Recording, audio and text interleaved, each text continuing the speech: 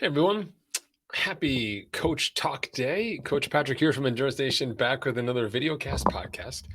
Every week, sit down with you and drop some knowledge on you from our archives, from the conversations we have happening inside of our community, from my desk, and from the internet.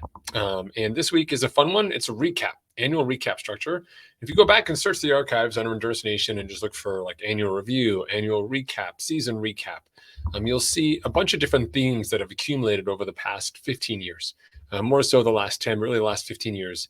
And the highlight of this process is really just the importance of what it takes to be better, and the significance that your performance, your own personal past performance plays into that process. It's very easy to be aspirational with our goals, right? We can, as humans, we're just calibrated to be looking outward and seeing what other people are doing and then try to mimic that behavior.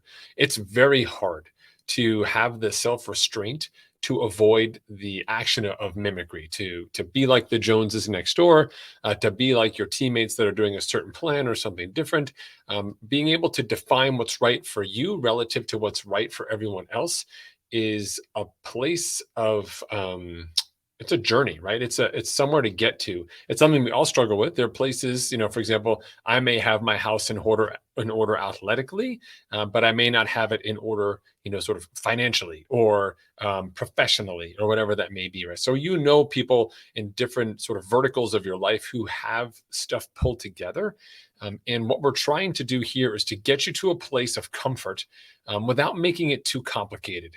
And there's a spectrum there, right? In terms of like, hey, it's like the efficacy of the ideas that you come up with at the end of your year. And then there's the ability to implement those changes moving forward. And when things get too complex, then we just can't execute on them. Right.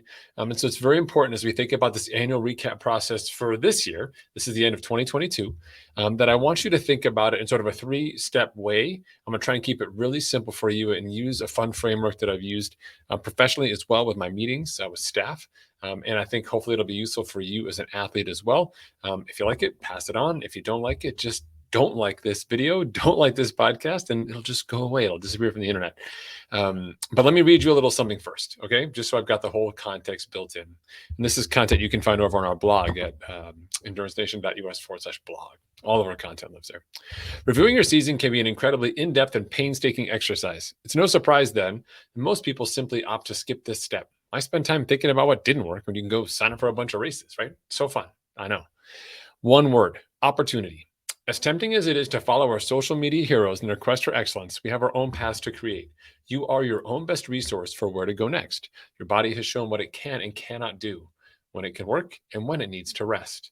Your races and key workouts are full of data that reveal your potential, but we have to be willing to look inwards in order to unlock these opportunities. Here is a simple 3-part framework that can put you back on track. You ready? I'm super excited. I'm excited for you, right? Do you feel that potential? Because it's there. It's innate to you, and we're just going to bring it forward so we can have a candid conversation and then go out with the full block for next year. Okay, so the framework is very simple. It's stop, start, continue. Okay, super easy, right? Stop, start, continue. Right. Number 1, stop. We're going to go through the process of elimination. Number 2, start. We're going to think about additions that have maximized outcomes for us.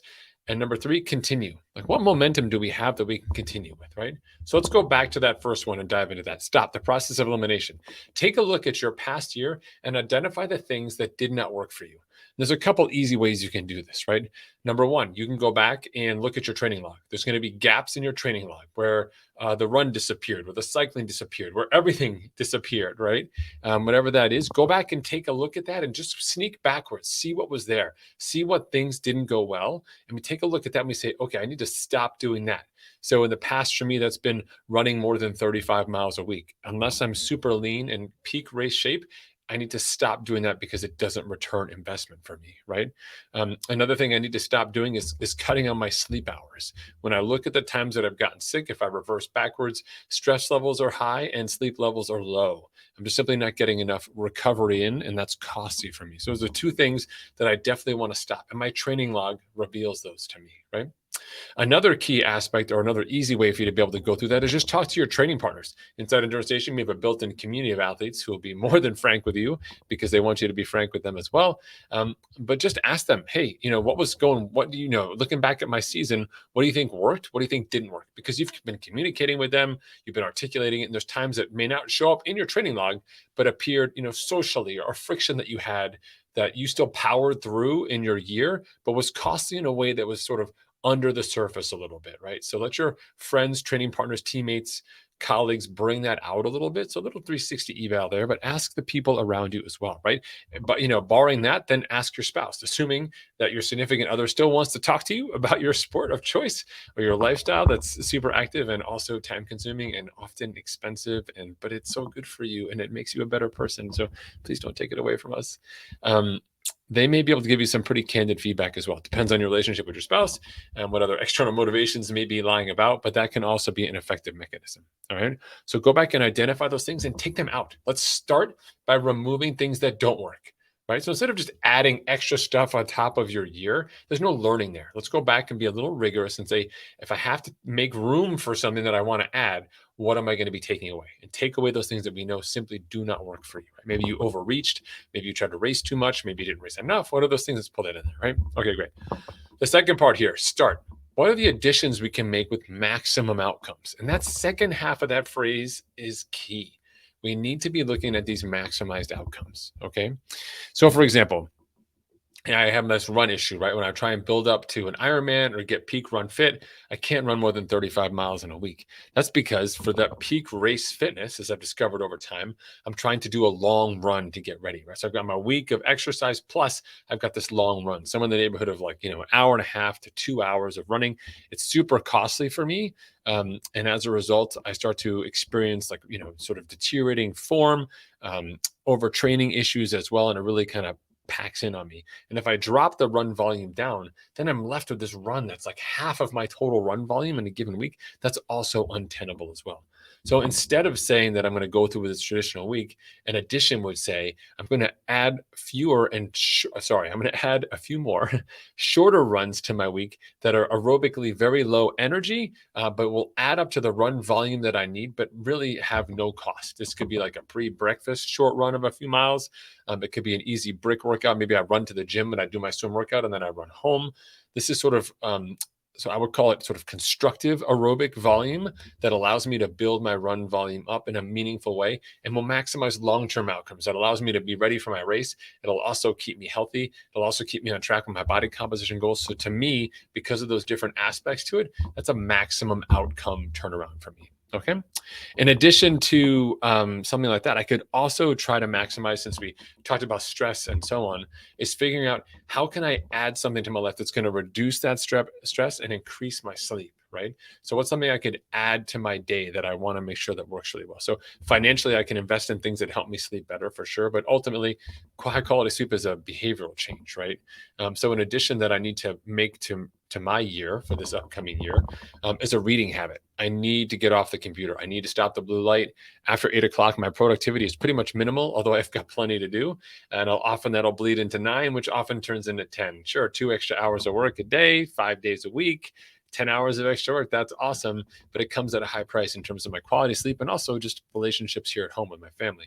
And so I'm going to be adding in a reading habit. So that's going to be maximally informative for me, because it's going to help me sleep better. So personally, better for my overall goals, better for my human self as well, but also better for my intellect, better for my family relationships and so on. And certainly not in that particular order, but definitely something that has maximum benefits as opposed to new shoes that are lighter and make me run faster, right? No maximum benefit there other than perhaps maximum coolness because you've got the best new shoes out there, right? Okay, great. And the third and final one, and I think this is important, is continue.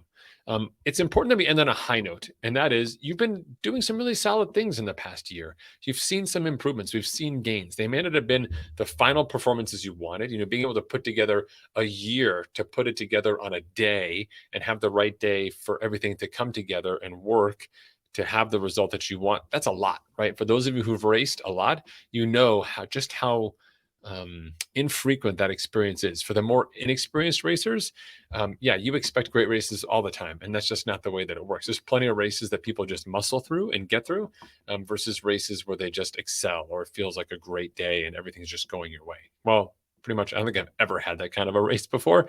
I think all races are challenging in their own rights. It's certainly more physical than not if you're doing long distance racing, like the most of us are. But that said, let's reflect on some of the highlights because some of those things did work and did do well. So, what do we want to carry forward, right? So, there may be some social aspects of things you've done that you want to keep doing. There may have been some early season races or fun stuff that you want to maintain. Like that was really helpful for you. For example, for us during the pandemic, we rolled out some virtual races that we've done here inside the team challenges that run, sort of 3 consecutive months and build your effort and volume over time. We get anywhere from 10 to 30 people to participate in these every single year, sort of the top 10% of the team. And they're the ones who end up doing really well across the course of the year because they've used these challenges as a tool to progressively add training load, stay accountable, and lay a foundation in addition to their regular training that really helps them to be successful, and a support network as well because you build camaraderie with the people doing it. That's an addition. That's something that we added a few years ago, and we've maintained it over time, and we will continue maintaining this year. And I participate in those events, and they've supplanted a lot of the training camps that we used to do, but hopefully we'll be getting back. And it's a great sort of thing that just keeps the energy rolling personally, but also on a macro level as well. So that's something that I definitely want to be maintaining for sure, right? I've also built a nice little healthy run streak, and I definitely have noticed over the past year that the more that I run frequently, the better I am overall with my running and the healthier I am. Totally, right? I can still put up good numbers. I can still be healthy, and it's not too costly on my day. It's also not too costly on me physically as well. Something I need to be aware of as I age, and there's lots of complications that have come along with that as well. So I'm going to be maintaining that habit as well. So we end with the maintenance part simply because you do good things. You are making good decisions. We want to capture that positive. So we exit this. You've got a piece of paper. You've got 3 columns. You've got your stops. You've got your starts, and you've got your continues. Lay those pieces out. And then as you go forward to plan upcoming season, you can pull out that piece of paper and say, all right, these are the things that I'm just taking off the table. Like this did not work. And I have to make sure as I process this new year, these are the things that just don't get added in. Like we just don't put it in the recipe for next year. And we've got the new things that we want to make sure we add, right? So we've got our baseline year. We say, what are the new things that we want to add? And then, of course, the strengths we have. What are the things we want to continue? These are the elements that have made the cut that stick around and become part of whatever your next progression is going to be, whether it's this year or multiple years. You'll be ready to go. All right. Hopefully, this annual recap process was helpful for you and simple enough. Mental framework being stop, start, continue. Use it here with your training, use it at work with your colleagues, use it for yourself in terms of self assessment. But get in the habit of understanding that number one, always, always, always starting with the process of elimination to get rid of things to make room for new things. When you keep saying yes to new things and don't say no to old things, we end up in a place where we're overwhelmed and we're unable to make great choices. And the compromise that we make by trying to do too many things means we're really not that good at any one of them. As a result, we're not developing the specificity or really sort of honing the craft that's going to allow you to become as successful as you want to be at your discipline and racing complement of choice. All right, folks, thanks so much for tuning in. Coach Patrick here from Endurance Nation. Final quick reminder of those of you who are tuning in December of 2022, our membership drive is open right now for December for the half season block, which runs from January through the end of the year in October. The full season block already started back in November, so you're kind of already going to be 2 months behind the group that's gotten an early start, whether they're early season racing or just long distance crazy people who just love to get all their training in. But we have room for you to join now. So if you want to check that out, go to endurancestation.us/new join, where you can go ahead and create your membership, 30-day money back guarantee for sure. You'll get to talk to me and we'll get you set up for the season, plug you into the team and start crushing your goals. Make sure that you're on the path to have a fantastic year. Thanks again. I'll talk to you folks soon. Take care.